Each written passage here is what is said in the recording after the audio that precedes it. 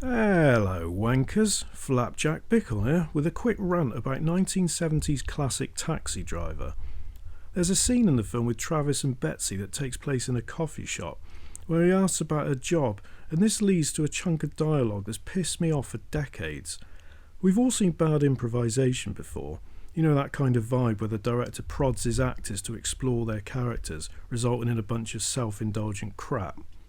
So Travis asks her whether she likes her job, and she says, yeah, but Christ, the organisational problems, which prompts Travis to confess he has these problems too, and that he should get a sign that says, one of these days I'm going to get organised, referring to a novelty plaque.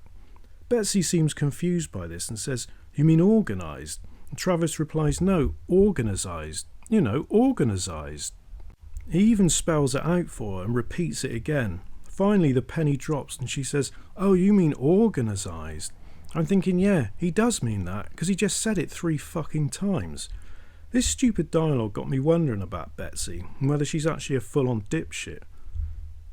The more I think about it, the less sense her character makes. I mean, why the hell does she even go out with Travis in the first place? Think about it. She knows he's been loitering outside her workplace watching her, which kind of marks him out as a stalker. Then he walks into her office, making all kinds of assumptions about her life, none of which seem very accurate. His razor-sharp observations include telling Betsy that her job means nothing to her, even though it clearly does, and also telling her she's a lonely person, despite there being no evidence of that, since she appears pretty happy and sociable.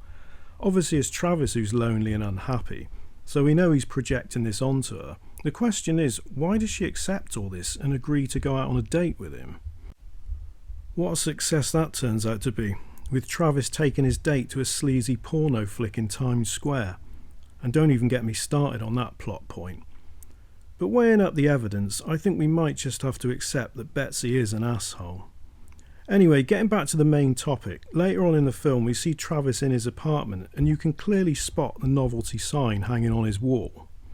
This is a painful reminder of that bullshit improv that's been doing my Gulliver in for the last 30 years. Okay, rant over. Take it easy, wankers.